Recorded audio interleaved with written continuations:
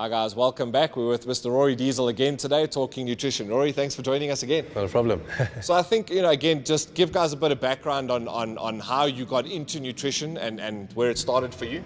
I've always been interested in cooking ever since I was even a kid. I never had problems with food. Always ate vegetables, always ate, my mother, sporting family, vegetables, meat, starch.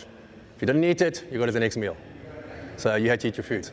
And then once again, my cousin and I started MMA, and we were very, very close. So we needed to start learning how to weight cut. So that's where the food started coming in. I used to do I had a gym background, like everyone. You start your gym, your bodybuilding. And so I had a bit of an idea of that, and then learned from some I knew a lot of bodybuilders back then, and they showed me how they did it. So we started off like that. So a week of a weight cut, it was quite very, very basic. We didn't know what we were doing. So I'd give a guy 50 grams of oats every day for the morning, do that for the whole week of the fight. Just oats in the morning with some egg whites, 150 grams of chicken at lunch with spinach with some oil, again for dinner. And that's what they would eat. And I did nothing better.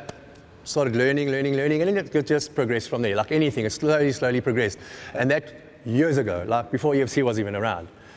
What the guys are doing now, that's what I was doing back then. Half the guys are doing it now. They're just like, don't eat carbs, don't do this. No. My guys eat carbs right until the night before weigh-in, right until the dinner of weigh-in, the day before weigh-in. They eat everything.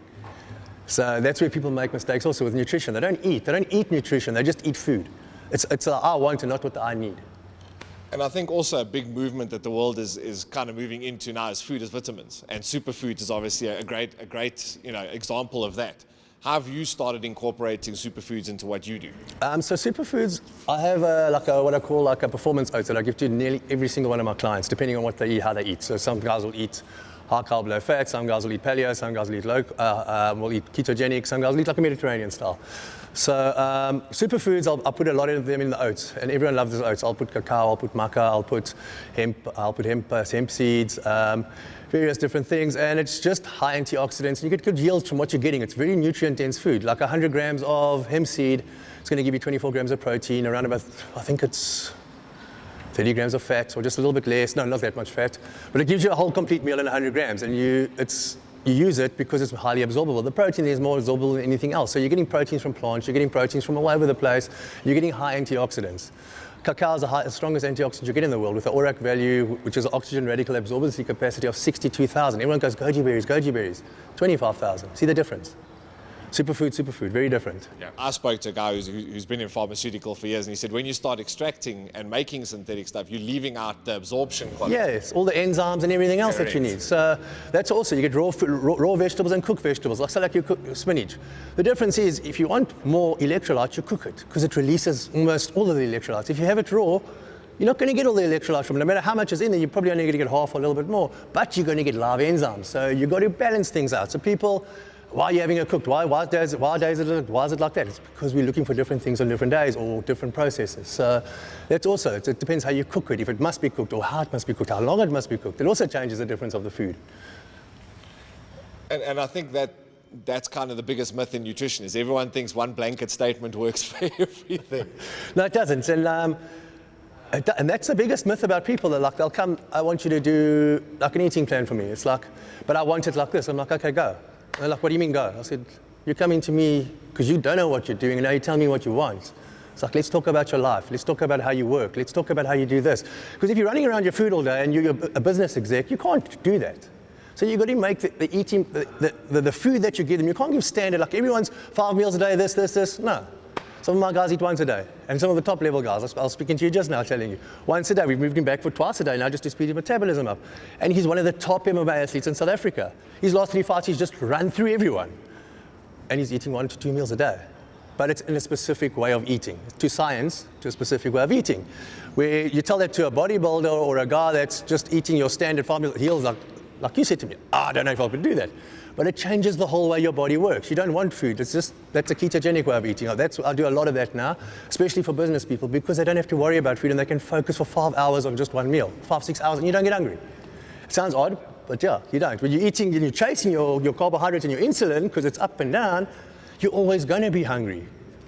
And what is a ketogenic diet entail? What is, I mean, it's something that a lot of people have heard, but no one really understands. So you ask your doctor, he says you're going to die. So you're like, okay, cool, but why? No, your heart. So do you even know how cholesterol works? And they all think they do, but they don't. So cholesterol works with particle sizes. So if you're not doing a particle size test on your LDL, that test he gave you is useless. It's just saying you're going to have LDL and you're going to die. No. See, doctors don't even know that yet. I had to sit with Martin from the start and explain to a pathologist what test we needed, and they didn't even know what we were talking about. That's a pathologist at a very well-known labs. That's everywhere. And had to do tests like that. When you're explaining to a pathologist what test you're looking at and they don't know, that's how backwards we are here.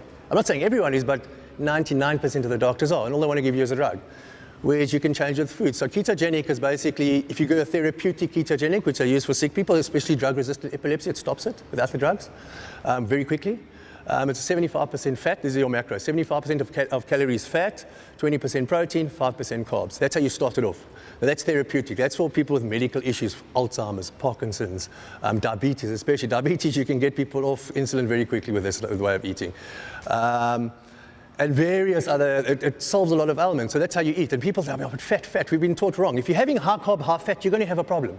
So if you're having your meat and potatoes and all sorts of sauces and it's been cooked and fried, you're going to have a problem because you've got insulin, you've got fat, and it just doesn't work together. When they show you the studies, you get these vegan movies. Nothing wrong with vegan. Vegan is one of the best ways to eat. And keto, those are the only two ways I tell people is the best way to eat. But vegan, you have to eat a lot. And what do fresh, non-GMO, organic vegetables cost? I think that, speaking to Rory now, obviously that the long and the short of it is there's a lot more to it than just blanket diets for everybody. And that's the thing that gives people, and that's the problem with a lot of dietitians. You go there, you weigh, they give you their little graphing, which comes up on the computer and it shows you all the pretty pictures and all the percentages. Cool, yeah, anyone can do that. And then they push the button on the computer because they've been studying for 4 years and they give you an instant diet. Did they do it? No.